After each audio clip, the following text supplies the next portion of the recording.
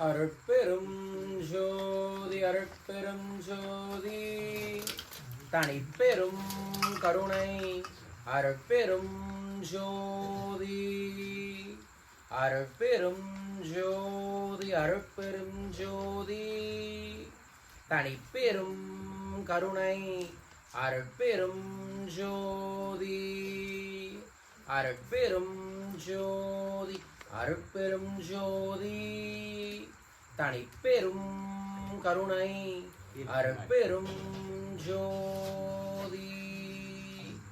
குருவே சரணம், குருவே துணை, குலதெய்வமே சரணம், குலதெய்வமே துணை, குபேரரே சரணம், குபேரரே துணை.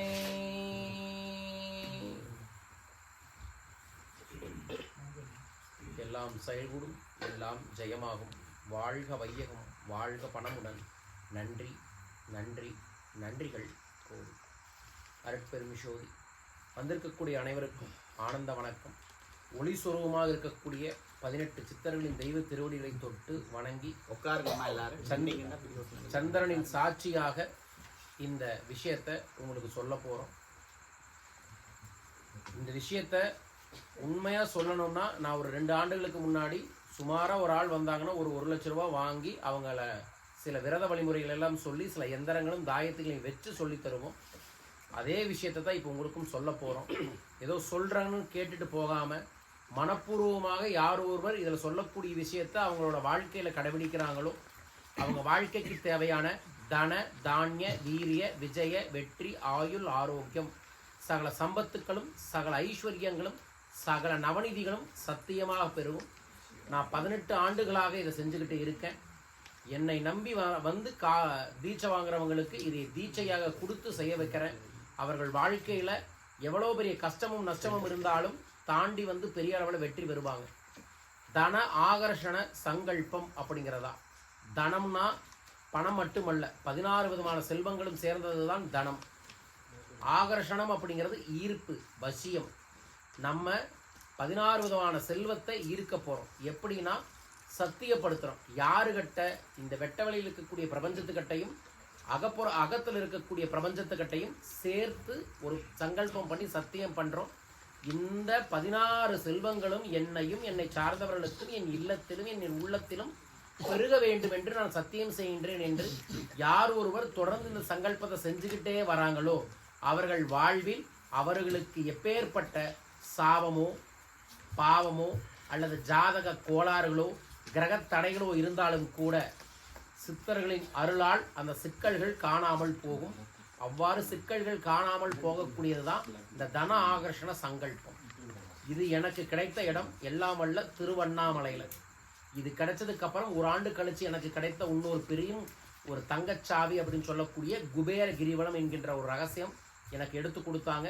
அதற்கப்புறம்தான் எனக்கு குபேரர் சார்ந்த வழிபாடுகளை சொல்லுவதற்கும் அதை பற்றியான சத்சங்க செய்வதற்கும் அதை சார்ந்து பயணங்கள் செய்வதற்கான வாய்ப்புகளையே அந்த இறைவன் ஏற்படுத்தி தந்தார்.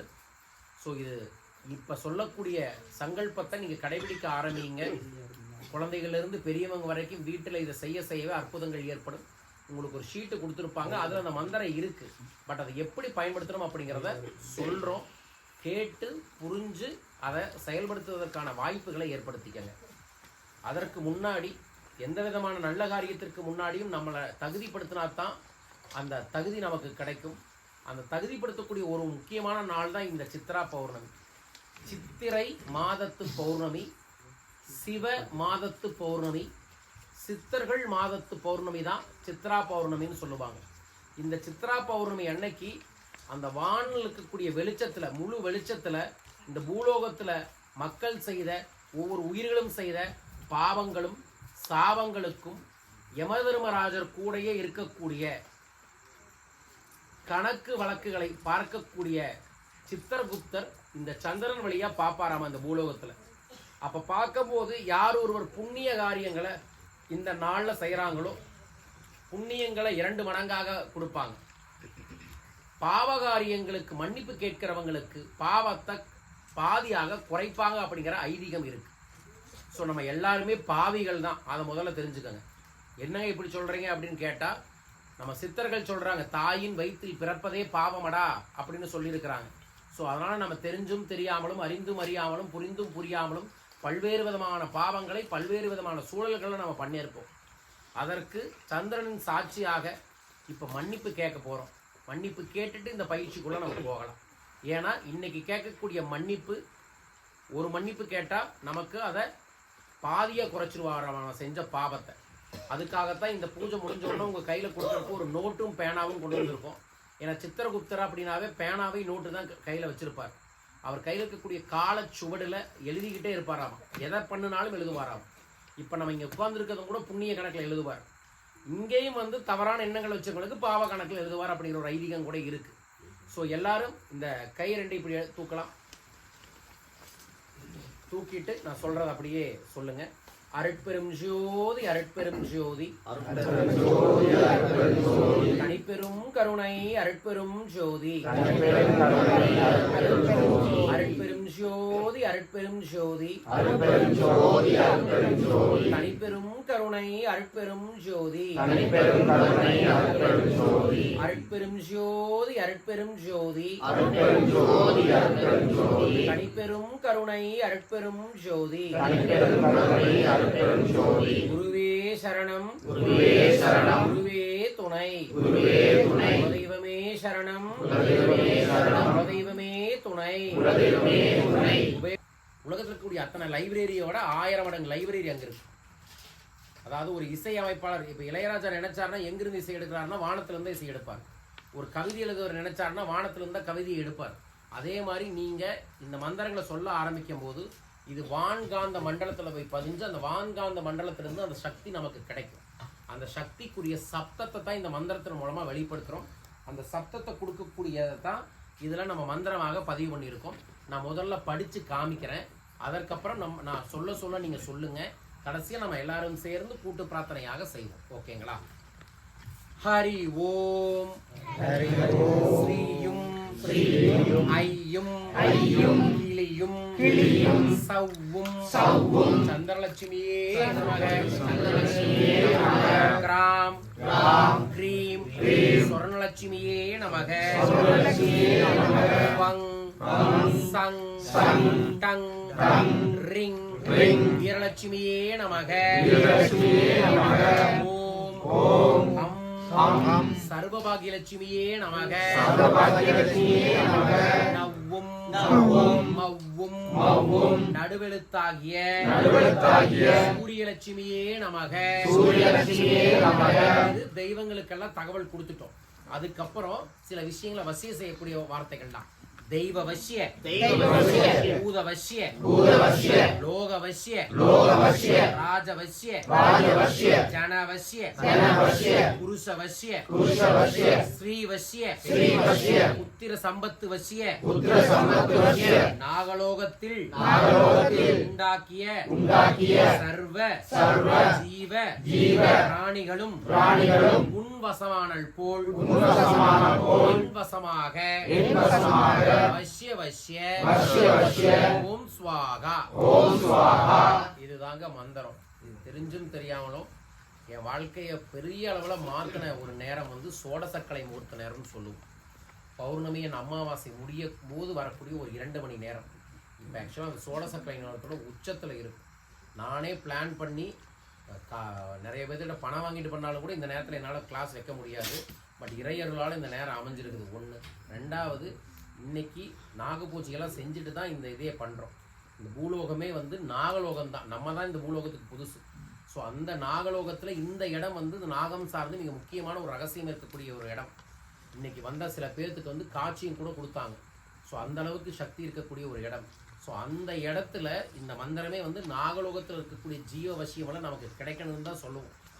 ஸோ அந்த வசியம் இயல்பாகவே கிடைக்கும். இப்போ நம்ம எல்லாத்துக்குமே வந்து ஒவ்வொருத்தருக்கும் ஒவ்வொரு விதமான பிரச்சனை இருக்கும். உடல் பிரச்சனை இருக்கும், மனப்பிரச்சனை இருக்கும், பணப்பிரச்சனை இருக்கும், குழந்தை பாக்கியம் இல்லாமல் இருக்கும், கல்யாணம் நடக்காமல் இருக்கும், நல்ல வேலை கிடைக்காமல் இருக்கும், வெளிநாடு போக முடியாமல் இருக்கும், சொத்து சேராமல் இருக்கும், அல்லது இருக்கிற சொத்துல பிரச்சனை இருக்கும், கணவன் மனைவி பிரச்சனை இருக்கும், அல்லது உடம்புல ஏதாவது நோய் ருணங்கள் வந்து கஷ்டப்பட்டுக்கிட்டு இருக்கும், அல்லது வாழ்க்கையில் ஒரு வளர்ச்சியே கிடைக்காம இருக்கும், அல்லது தெய்வ கடாட்சங்கள் கிடைக்காம இருக்கும்.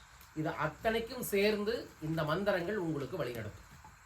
ஸோ இந்த மந்திரத்தை மொத்தமாக சொன்னாவே இதில் இருக்கக்கூடிய உங்களுக்கு இருக்கக்கூடிய பிரச்சனைகள் இந்த வெளியே வந்துடலாம். இருந்தும் இதில் ஒவ்வொரு வரிக்கும் ஒரு சூட்சமம் இருக்குது, அதை சொல்கிறேன். முதல்ல மனம் சார்ந்த பிரச்சனை இருக்கிறவங்க, படிப்பு மனம் சார்ந்த பிரச்சனை இருக்கிறவங்க, அல்லது மன அழுத்தம் இருக்கிறவங்க, மன பயம் இருக்கிறவங்க, குழந்தைகள் பள்ளி கல்லூரியில் படிச்சுட்டு இருக்கிறவங்களுக்கு மனம் ஒருநிலைப்படாமல் இருக்கிறவங்க, இந்த மந்திரத்தில் இருக்கக்கூடிய முதல் வரி ஹரி ஓம் ஐயும் சௌவும் சந்திரலட்சுமியே நமக. இந்த மந்திரத்தைங்க மஞ்சள் கலர் சீட்டுல சிவப்பு கலர் பேனால 27 முறை எழுதி அது மேல புணுகு தடவி நீங்க வைக்க ஆரம்பிச்சீங்கன்னா ஒரு 27 நாட்களுக்குள்ள உங்களுக்கே தெரியாம உங்க மனம் பலப்படும். மனம் சார்ந்த மன அழுத்தங்கள், மன கவலைகள், மன பயங்கள் உங்களுக்கு சரியாகும். புரிஞ்சுதுங்களா? மெயினாக இங்கே வந்துட்டு குழந்தைகளுக்கெல்லாம் பெற்றோர்கள் இதை சொல்லி சும்மாவது எழுது சாமின்னு தினமும் எழுத வச்சிங்கனாவே அவங்களுக்கு கல்வி கேள்விகளில் கலைகளில் வெற்றி கிடைக்கும்.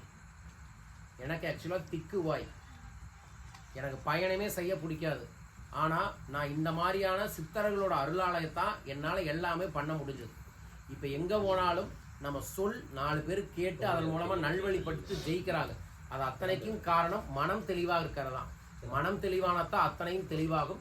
அந்த மனம் தெளிவாக சின்னவங்களிலிருந்து பெரியவங்க வரைக்கும் முதல் வரியை மட்டும் தினமும் 27 முறை மஞ்சள் கலர் பேப்பரு சிவப்பு கலர் மையில எழுதிட்டு புணுகு அப்படிங்கிற ஒரு விஷயத்தை தடவி பிரார்த்தனை பண்ணிட்டு இருக்கவே அற்புதங்கள் ஏற்படும். பயன்படுத்திக்கங்க. இது முதல் சார்ந்த பிரச்சனை. 2வது வரி சொர்ணம்னாவே தங்கம், சொர்ணம்னாவே குரு, பொன்னன்னு சொல்லுவாங்க குருவை. குரு கிரகத்தோட அருள் கிடைப்பதற்கும் புதன் கிரகத்தோட அருள் கிடைப்பதற்கும் உங்கள் வீட்டில் தங்கம் சேர்வதற்கும் செல்வம் சேர்வதற்கும் தொழில் சார்ந்த விஷயங்களில் வெற்றி கிடைப்பதற்கும் நீங்கள் இந்த 2வது வரியை அதே மாதிரி மஞ்சள் கலர் பேப்பரு சிவப்பு கலர் மையில 27 முறை எழுத அதை சார்ந்த விஷயங்களை நீங்கள் வெற்றி பெறுவீர்கள். அதற்கடுத்தது ரொம்ப ரொம்ப முக்கியம். என்கிட்ட எல்லாம் இருக்குங்க, ஆனால் ஏதோ ஒரு பயம் இருக்குதுங்க. எனக்கு அவன் கேஸ் போட்டுருவானோன்னு பயம் இருக்குதுங்க, கொண்டாட்டி சண்டை போடுவான்னு பயம் இருக்குதுங்க, யாரை பார்த்தாலும் பயமாகவே இருக்குதுங்க, திறமை இருக்குதுங்க, அதனால் ஜெயிக்க முடியலைங்க அப்படிங்கிறவங்களுக்கு வீரலட்சுமி இருந்தால் மட்டும்தான் வெற்றி பெறும். இந்த மந்திரத்தை நான் கொடுத்த அத்தனை பேருக்கு வெற்றி கிடைச்சிருக்குது. அந்த மந்திரம் தான் 3வது வரி. வங் சங் டங் ரிங் வீரலட்சுமியே நமக. இதையெல்லாம் நீங்க சொன்னீங்கன்னா அப்படியே கையில நாடி நரம்பெல்லாம் இருக்கவே ஆகும். அந்த அளவுக்கு வீரம் கிடைக்கும் இந்த மந்திரம். இதையே அதே மாதிரி 27 முறை மஞ்சள் பேப்பரில் சிவப்பு மையில எழுதி புணுகு தடவி பிரார்த்தனை பண்ணுவது வீரம் சார்ந்த விஷயங்களில் வெற்றி பெறுவீர்கள். திறமை இருக்கோ இல்லையோ வீரமும் துணிவும் இருப்பவனுக்கு தான் இந்த பிரபஞ்சத்தில் எதுவும் கிடைக்கும். ஸோ அதைய பயன்படுத்தி கொள்ளலாம். அடுத்தது பாக்கியம், சகல சௌபாகியம்னு சொல்லுவாங்க. எல்லாம் இருந்தும் ஏதோ ஒரு மனக்குறை இருக்குங்க, எனக்கு காசு பண பிரச்சனை இல்லை, நல்ல தொழில் இருக்க, நல்ல பேர் இருக்குது, புகழ் இருக்குது, ஆனால் ஏதோ ஒரு 10,000 20,000 உங்களுக்கு பெருந்தொகையாக இருக்குது அப்படின்னா இது எல்லாம் பயிற்சி பண்ண ஆரம்பிச்சிங்கன்னா 10 லட்சம் 20 லட்சம் கூட சாதாரண தொகை அளவுக்கு உங்கள் வாழ்க்கை வளரும். அந்த அளவுக்கு சக்தி மிக்க விஷயத்த கொடுக்குறோம். ஒரு சில சந்தேகம் ஐயா எல்லாருமே கேட்குறோம். இந்த மந்திரம் மற்ற இடங்களில் நீங்கள் சொல்லி கொடுத்து ஏதாவது அற்புதங்கள் என்ன மாதிரி நடந்துருக்கு? இந்த மந்திரம் கோடி மாற்றத்தை ஏற்படுத்தி இருக்குதுங்கய்யா. கோடி மாற்றம் அப்படின்னு என்ன சொல்லலாம்னா, நேற்று கூட சொன்னேன், மலேசியாவில் இருக்கக்கூடிய ஒரு சகோதரி இந்த ப்ரோக்ராம் வந்திருக்கிறாங்க. நான் இந்த மந்திரமெல்லாம் சொல்கிறேன் சரிதாங்க, என் கணவரே ஒரு கம்பெனிக்கு வேலைக்கு தான் போகிறாரு, நான் இதனால் சொல்கிறதுனால நான் கோடீஸ்வரன் ஆயிட முடியுமா அப்படின்னு சும்மா கிண்டலுக்காக கேட்குற மாதிரி தான் கேட்டாங்க. நீங்கள் செஞ்சு பார்த்தா தாங்கம்மா தெரியும், முதல்ல செய்யுங்க அப்படின்னும். சரியாக ஒரு 48 நாள் செய்கிறாங்க. 48 நாட்களுக்குள்ளே எதிர்பாராமல் ஒரு முறை அவங்க மலேசியாவில் ஒரு அப்பார்ட்மெண்ட்டில் இருக்காங்க. தப்பாக அவங்க வீட்டு கதவை தட்டி ஒருத்தங்க இவங்க இருக்காங்களான்னு, இல்லைங்க எதுக்குங்க அப்படின்னு கேட்குறாங்க. இல்லை அவங்க வீடு ஏதோ கேட்டாங்க, அதை பற்றி சொல்கிறேன்னு. இல்லை என் ஃப்ரெண்டு ஒருத்தங்க வீடு கட்டிட்டு இருக்காங்க, இதுதான் அவங்க நம்பர், அவங்ககிட்ட கூப்பிட்டு பேசுங்கன்னு சொன்னதை மட்டும்தான் அவங்க வேலை. சரியாக ஒரு மாதம் கழிச்சு இந்த அட்ரஸை கேட்டுட்டு திரும்பி அவங்க வீட்டுக்கு அந்த ஊர் தொகையில் 5 லட்ச ரூபா கொடுத்தாங்க. அதாவது மலேசியா தொகையில் சொன்னோம்னா ஒரு 20 லட்ச ரூபா அவங்க கையில் கொடுத்தாங்க. எதுக்குங்க கொடுக்குறீங்க, ஏன் கொடுக்குறீங்கன்னா, நீங்கள் சொன்னவங்களுக்கு நாங்கள் 2 ப்ராப்பர்ட்டி விற்றோம், அந்த ப்ராப்பர்ட்டியில் வர கமிஷனில் ஒரு சின்ன பகுதி தான் அப்படின்னாங்க. அவங்களுக்கு ஆச்சரியம் சொல்கிறதுக்கே இல்லை. லாட்டரியில் விழுந்த மாதிரி அதிர்ஷ்டம் விழுந்துச்சு. அதற்கப்புறம் அவங்க என்ன பண்ணாங்க, இதை நான் தொழிலாக பண்ணலாமான்னு கேட்டாங்க. தாராளமாக பண்ணலான்னு சொல்லிட்டு அவங்க உடனே தொழிலை சேர்ந்துட்டாங்க. இப்போ அவங்க ஒரு ஸ்பெஷல் உமன் ஆண்டர்பிரனராக இருக்கிறாங்க. நான் போகும்போது வரும்போதெல்லாம் நம்ம பூஜை புனஸ்காரங்களுக்குலாம் அவங்க தான் டொனேஷனை கொடுக்குற அளவுக்கு வளர்ந்துருக்குறாங்க. ஸோ நம்பிக்கையே இல்லாதவங்க கூட செஞ்சோம்னா இந்த பிரபஞ்சம் உங்களுக்கு அதற்குரிய தொடர்புகளை ஏற்படுத்தும், அதற்குரிய வாய்ப்பை ஏற்படுத்தும். நீங்களே இதை தொடர்ந்து செய்யும் போது எப்படியாவது ஜெயிக்கணும், எப்படியாவது சாதிக்கணும், எப்படியாவது முன்னேறணும், எப்படியாவது குடும்பத்தை அடுத்த கட்டத்துக்கு கொண்டு வரணுங்கிற நல்ல எண்ணங்களே உங்களுக்குள்ள வரும். ஒரு மனிதனுக்குள்ள வரக்கூடிய நல்ல எண்ணங்கள் தான் அவனை வளர்த்தும். ஸோ இப்போ இந்த மாதிரியான வெட்ட வெளியில வந்து சந்திரன்கிட்ட இருக்கிறதே வந்து மனத்தெளிவு தான். நான் வந்து ஆதி காலத்துலேருந்து இப்போ எல்லாருமே சொன்னாலும் நான் 10-15 வருஷமா சொல்றது வந்து என்னைக்கு வேணாலும் தூங்குங்க, பௌர்ணமி அன்னைக்கு மட்டும் தூங்காமல் இருந்து பழக வாழ்க்கை மாறுன்னு சொல்லுவேன். அந்த அளவுக்கு இருக்கக்கூடிய ஒரு தன்மையை இது ஏற்படுத்திட்டோம். ஸோ அந்த பௌர்ணமி அன்னைக்கு இது உங்கள் தலையில் வந்து இறங்குறதே பெரிய விஷயம்தான். வேற கேள்விகள்? சீக்கிரம் மந்திரம் சித்தியாகிறதுக்கு ஏதாவது ஒரு டிப்ஸ்? சீக்கிரம் மந்திரம் சித்தியாக நம்ம மந்திரத்தை சொல்லி முடிச்சதுக்கு அப்புறம் அந்த மந்திரத்தை கொண்டு போய் ஏதோ ஒரு தானியங்களையோ இனிப்பையோ ஒரு பறவைகளுக்கோ ஒரு உயிரினத்துக்கோ போட்டு அதை பிரபஞ்சத்தோட தொடர்பு கொள்ளக்கூடிய வாய்ப்பை ஏற்படுத்தணும்.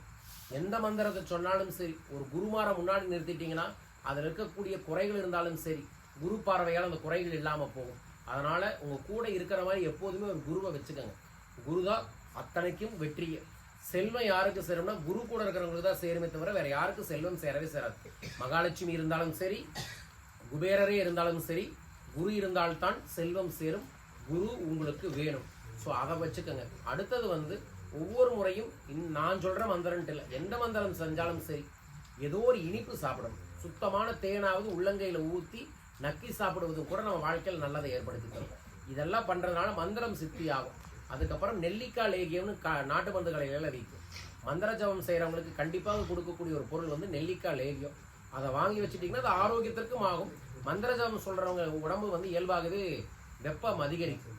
குண்டலினியோட ஆற்றல் அதிகரிக்கிறங்காட்டி வெப்பம் அதிகரிக்கும். அந்த வெப்பம் அதிகரிக்கும் போது நீங்கள் குளிர்ச்சி பர வைக்கல அப்படின்னா தோல் சார்ந்த வியாதிகள் வரும், அல்லது நம்ம மறுபடியும் மந்திர ஜபம் செய்யக்கூடிய சூழல்களை நம்ம மனசை ஏற்றுக்க வராது. அதனால் நெல்லிக்காய் லேகியம் சாப்பிடலாம், பூசணிக்காய் லேகியமும் சாப்பிடலாம். வேற ஏதாவது கேள்வி இருந்தால் கேட்கலாங்க. சிலோனில் நிறைய பேருக்குள்ள பிரச்சனை உணவு கட்டுப்பாட்டு ஒரு பயம் இருக்கு. பொதுவாக சோட்டா என்ன மாதிரி அவங்க இப்போ நான் ஏன் இதை வந்து காலையிலேயே செய்யுங்க அப்படின்னா, இந்த உணவு கட்டுப்பாடு ஐயா சொல்றது சைவ அசைவ உணவுகள் எடுக்கிறவங்க இதை சொல்லலாமா வேண்டாமா அப்படிங்கிறது தான். ஆதி காலத்திலேருந்து சாப்பிட்ட ஒரு உணவை திடீர்னு ஒரு நானோ யாரோ வந்து சொன்ன உடனே யாரோட மனசை ஏற்றுக்காது. பட் நான் என்ன சொல்கிறேன்னா, காலையில் 6 மணிலேருந்து 7 மணிக்குள்ளேயோ 4 மணிலேருந்து 7 மணிக்குள்ளேயே நீங்கள் முடிச்சிட்டிங்கன்னா இந்த சாப்பாடு சார்ந்த பிரச்சனை இருக்காது. நம்ம எப்பவுமே காலையில் எந்திரிச்சோடனே போய் பிரியாணி யாரும் சாப்பிட போகிறது இல்லை.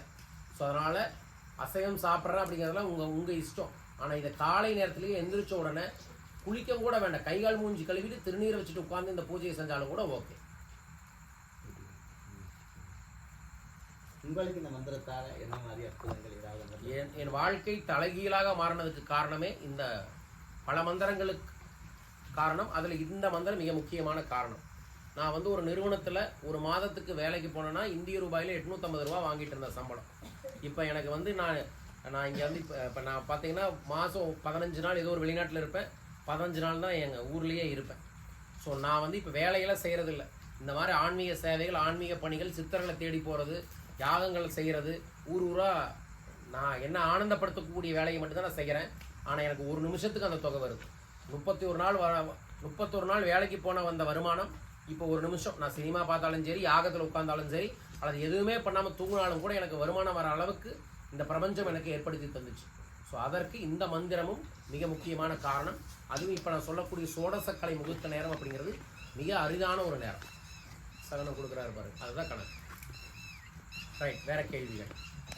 நல்ல ஒரு வாய்ப்பு வேறு ஏதாவது ஒரு ஆன்மீகமோ தேடி வந்துடுவாருங்கய்யா. இப்போ இங்கே வந்து சூட்சமமாக தெரிஞ்சும் தெரியாமலும் இங்கே இருக்கக்கூடிய பல பேர் வந்து சித்தர்கள் குரல் இருக்கிறவங்களே குருஸ்தானத்தில் இருக்கிறவங்க தான். ஸோ அவங்களே உங்களை தேடி வந்திருக்கிறாங்க. ஆத்மார்த்தமாக அதில் யாரோ ஒருத்தர் குருவாகவும் எடுத்துக்கலாம், அல்லது முருகனை நோக்கி நீங்கள் குரு வேணும்னு நினச்சிட்டு உட்காரும் பொழுதே ஏதோ ஒரு விதத்தில் வந்து உங்களுக்கு யார் நல்வழி கட்டுறாங்களோ அவங்களாம் குரு, அல்லது யார் உங்களை நல்லா கொட்டி இதெல்லாம் செய்யாதாடான்னு சொல்கிறாங்களோ அவங்களும் குரு தான். ஸோ அதனால் வந்து குரு நம்மளை தேடி வருவார். அப்போ நீங்கள் வந்து விழிப்புணர்ச்சியோடு இருக்கும்போது யார் குருன்னு உங்களுக்கு தெரியும். இது வந்து குரு சோல்னு சொல்லுவாங்க, குருவோட ஆத்மான்னு சொல்லுவாங்க. குரு அவரோட ஆத்மா மட்டும் நமக்கு கிடைக்க ஆரம்பிச்சதுனாவே நம்ம வாழ்க்கையை வந்து அடுத்த கட்டத்துக்கு நகர்த்திக்கிறோம்.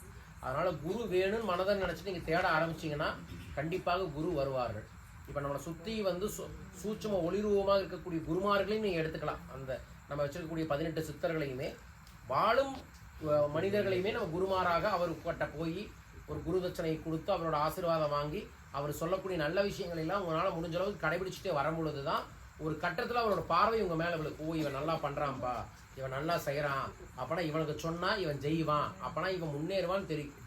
இப்போ உதாரணமாக பார்த்தோம்னா இப்போ இங்கே சிவசங்கர் ஐயா இருக்கிறாரு, எல்லாத்துக்கும் எல்லா வேலையும் தரல, சில பேர்த்துக்கு தான் முக்கியமான வேலை தராரு. காரணம் என்னன்னா சில பேர்த்துக்கு மேலே தான் அந்த குருங்கிற பார்வை விழுகுது. அப்படி பார்வை விழுகிறங்காட்டிக்கு அவங்க டக்கு டக்கு டக்குன்னு அடுத்த வேலையை செய்கிறாங்க. அதுபோல் நீங்கள் யாரோ ஒருத்தர் கூட தொடர்ந்து அவங்க செய்யக்கூடிய ஆன்மீக பணிகளுக்கோ ஏதோ ஒரு சேவைகளுக்கோ கூட இருக்கும் போது ஒரு கட்டத்தில் அந்த குருவோட பார்வை உங்களுக்கு விழுகும். அந்த குருவோட பார்வை விழுகும் போது உங்களுக்கு அடுத்த கட்ட வாழ்வியல் தன்மையே அந்த குருவே ஏற்படுத்தி தருவார். தீபம் ஏற்றி வைத்துக் கொள்ளணும். குத்து விளக்குல நெய் தீபம் ஏற்றி அந்த விளக்கை வந்து பூக்களால் அலங்காரம் பண்ணிக்கணும், மகாலட்சுமியை நினைச்சுக்கணும். அதற்கு முன்னாடி 108 காசோ அல்லது 27 காசோ எடுத்து வச்சுக்கணும். காசு உங்கள் வீட்டில் இருக்கக்கூடிய நாணயத்தை எடுத்து வச்சுக்கணும். அதில் மஞ்சள் தேய்ச்சி வச்சுக்கணும். மஞ்சள் தேய்ச்சி வச்சுட்டு இந்த மந்திரத்தை நீங்கள் எத்தனை முறை சொல்ல முடியுமோ சொல்லிட்டு, நான் மினிமம் 5 முறை சொல்லுவேன். 5 முறை சொல்லிட்டு அந்த காசெல்லாம் எடுத்து மகாலட்சுமி திருப்பாதத்தில் போட்டு மனதார பிரார்த்தனை பண்ணணும்.